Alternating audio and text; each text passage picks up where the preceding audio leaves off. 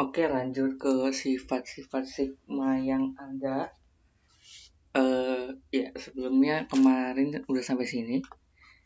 Ya, bilangan ganjil dijumlahin itu n kuadrat gitu. Nah, ini bisa ditulis kayak gini. Buktikan soal bentuk lain ya. Buktikan bahwa I sama dengan 1 I sama dengan 1 sampai N 2N min 1 sama dengan N kuadrat. Nah, gitu. Makanya kamu perlu tahu bentuk sigma tuh begitu. Nah, tapi nanti pembuktiannya bukan pakai sifat sigma ya. Sifat sigma itu nggak dipakai buat pembuktian induksi deret. Sifat sigma dipakainya kayak bentuk ini yang kemarin. Dari 2N jadi 2N min 2 apa yang diubah gitu. Ya, something like that ya. Kalau sifat sigma bukan dipakai untuk membuktikan induksi, itu materi kuliah. Oke. Nomor 1, sifat sigma. Apa aja sifat sigma? Ini yang paling common. Itu misalnya nggak mesti I ya. Di bawahnya itu misalnya K sama dengan 1 sampai N. Terus ini C. Nah, maksudnya gimana tuh? Jadi, kalau tadi ya, kita bandingin dengan yang tadi, K sama dengan 1 ya, sampai N, 2N min 1. N-nya tuh ada di sini gitu. Kan N-nya bergerak dari 1 sampai N. Misalnya 2 kali 1 min 1 ditambah 2 kali 2 min 1 sampai 2 kali N min 1 kan. Nah, kalau ini nggak ada konstanta. Di dalamnya tuh konstanta. Aku ulang. Di dalamnya tuh konstanta. Terus gimana? Sedangkan nggak ada unsur yang dimasukin gitu. 1, 2, sampai ke N tuh nggak ada. Nah, hasil dari ini adalah N kali C. Ibaratnya gini. K sama dengan 1 sampai 5. Terus isinya 3. Nah, berarti ini maksudnya 3 kali 5 ya 15. Maksudnya tuh 3 tambah 3 tambah 3 tambah 3 sampai 5 kali. 3 kali 5 ya. Gitu. That's it.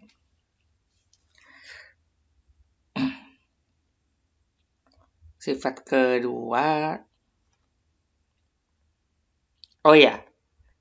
Sifat ini punya perpanjangan sifat. Yaitu misal K-nya sama dengan M. Ini harus familiar ya. Pakai huruf-huruf gini sekarang harus familiar. K-nya sama dengan M. Ini sama dengan N. Ya. Terus di sini C lagi. Nah, hasilnya adalah ini kurangin ini plus 1. N min M plus 1 kali C. Sama kayak tadi. Ya, K sama dengan 1, sini N, sini C. Hasilnya tuh N kali C kan. N kali C itu apa? N, kamu kurangin 1, terus kamu tambahin lagi 1, kamu kali lagi C. C-nya, min 1 sama 1-nya coret, tinggal N sama C. Gitu. Ya, itu bentuk umum. Maksudnya bentuk umum gimana? Ya, kalau kamu ketemu K sama dengan 2 sampai 5 untuk 3 ya.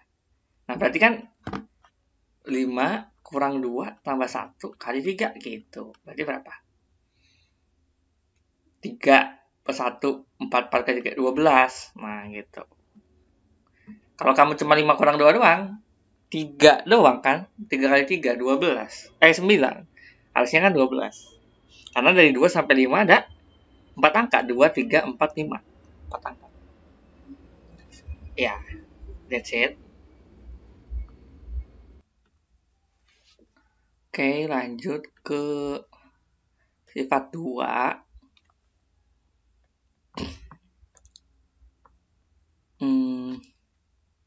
Sifatnya ada 8, cuman nggak semua ada gitu, kayak sifat log. Nggak semua akan ditampilkan.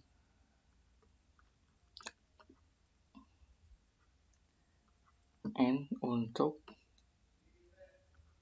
C dikali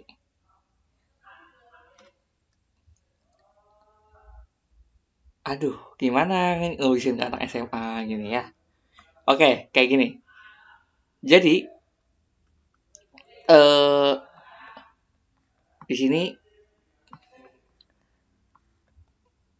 K sama dengan M sampai N, sigma K sama dengan M sampai N, C dikali AK itu bisa ditulis dengan C dikali K sama dengan M sampai N untuk AK. Nah, AK itu apa? C itu apa? C itu kayak tadi konstanta. Jadi, ini bisa aku tulis gini. Misalnya K sama dengan 2 sampai 5 gitu. C-nya misalnya 3, A-nya tuh 2N. 2K berarti kalau di sini. Nah, udah kayak gini, berarti ini bisa ditulis 3 K sama dengan 2 sampai 5 2K. Nah, jadi 2K-nya diselesain dulu. Ya, kita selesain sekarang. 3-nya ditulis depan aja. Berarti kalau kayak gini kan 2 kali 2 tambah 2 kali 3 tambah 2 kali 4 tambah 2 kali 5 kan. Nah, berarti 2 kali 2 tambah 2 kali 3 sampai 2 kali 5. Kamu tambahin dulu. Habis itu dikalikan dengan 3. Kayak gitu. Nah, di sini C itu maksudnya konstanta. Oke, aman. Nah, AK itu maksudnya apa? A itu kayak bentuk, kayak 2N atau 2N-1 gitu. Yang akan diganti. K itu ya urutannya. Kalau AI plus 1 indeks gitu. Jadi urutan ke I gitu. Aduh, gimana ngejelasinnya karena SMA ya. Ya, pokoknya angka itu adalah suatu bentuk itu ya. Bentuk yang bisa diganti gitu. Kenapa? Ya karena memuat si K itu. K-nya kan ada di bawah gitu. Atau bisa disebut juga AN malah. Karena yang memuat N ya kayak tadi mana? 3 ini kan nggak memuat N. Berarti bisa langsung dikalikan gitu. Nah, kalau yang ini 2K memuat K. Nah, berarti harus dioperasikan dulu dengan sigma gitu. Jadi ini 3-nya keluar dulu baru sama 2K gitu. Nah, coba ini kita hitung ya. Jadi maksudku 2K-nya itu berdiri sendiri, 3-nya tuh berdiri sendiri gitu. 3-nya dikeluarin. Nah, ini padahal bisa disamaratakan gitu. Ketika bentuknya 2K sama aja dengan sigma K sama dengan 2 sampai 5.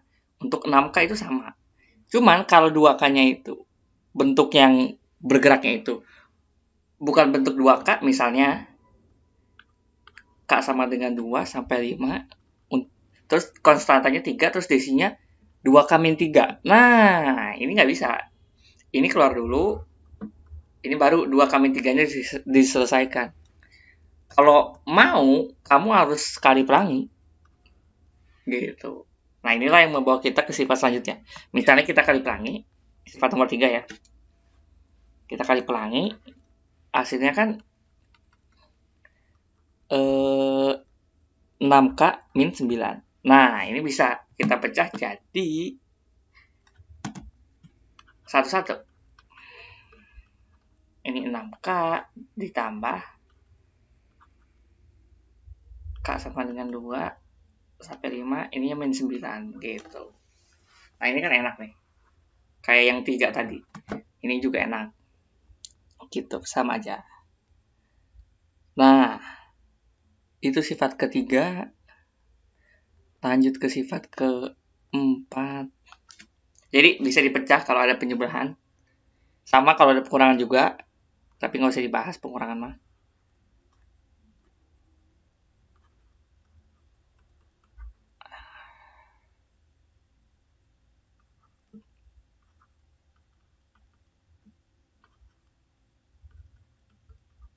Ini sifat selanjutnya, bentar aku lagi nulis. Panjang soalnya. Ini tuh aku ngebahas ini tuh pemecahannya.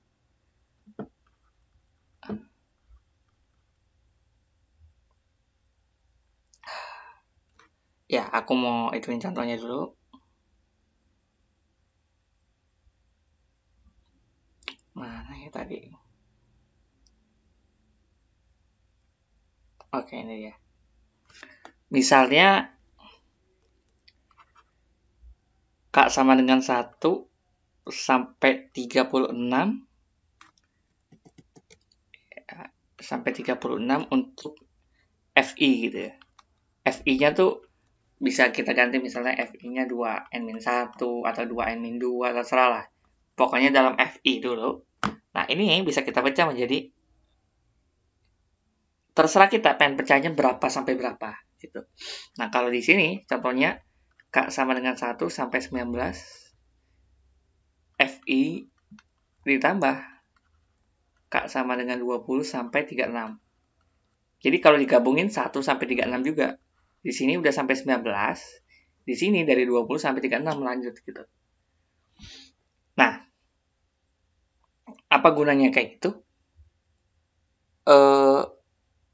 Misalnya kita diketahui 1 sampai 36 itu ya misalnya jumlahnya 245 gitu ya.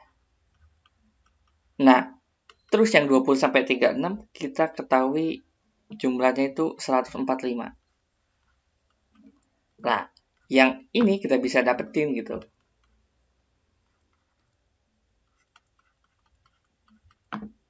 Jadinya 100 doang gitu.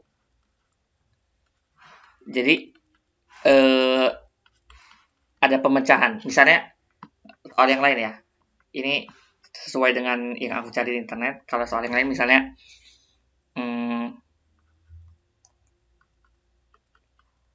sampai 10 untuk fx. Jangan. Nggak bisa fx ya, karena ini intinya fi. Ya, itu sama dengan 42 misalnya. Lah, I sama dengan 1 sampai 4 itu nilainya 20. Nah, yang ditanya sisanya sampai dari 5 sampai 10 itu berapa?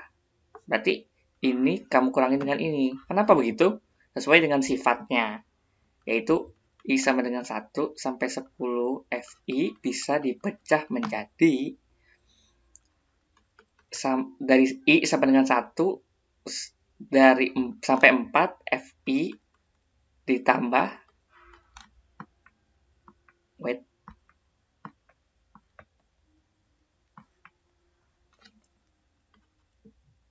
I sama dengan 5 sampai 10 FI.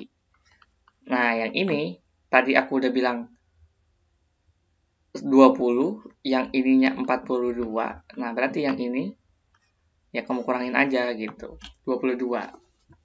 Ya, itu contoh penerapan sifat dari sigma yang tadi. Nah, selanjutnya itu yang jelas, ini yang sulit. Itu K sama dengan M sampai N untuk AK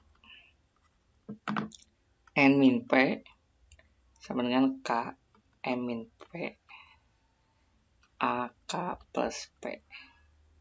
Iya. K plus P-nya indeks ya. Nah, ini gimana contoh penerapannya? Contoh penerapannya itu sama dengan yang aku contohin sebelumnya. Mana dia?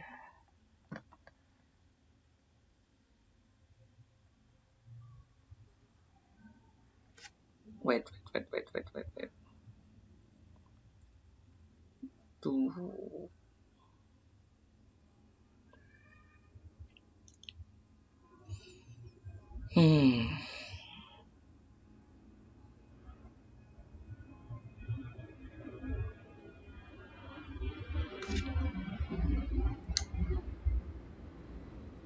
Ya, ini dia.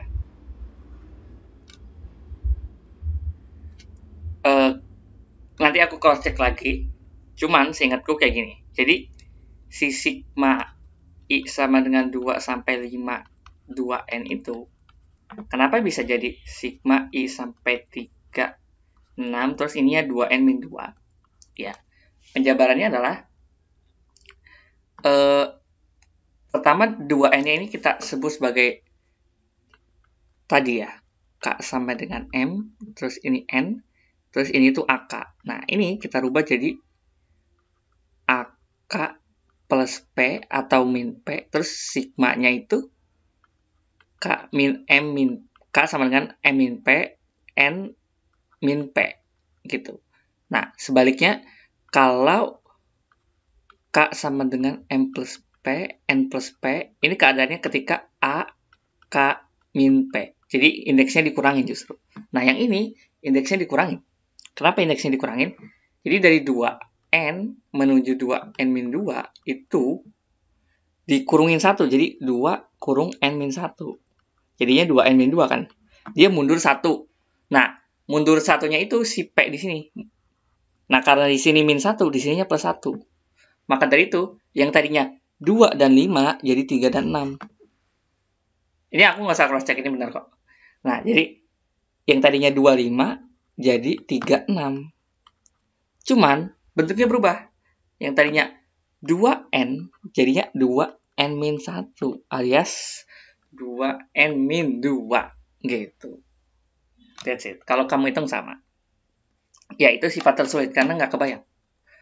Dan muter-muter ya. Kalau indeksnya di plus, sigmanya itu negatif. Kalau indeksnya di min, sigmanya positif. Ya, itu untuk sifat-sifat sigma. Kita lanjut di video selanjutnya.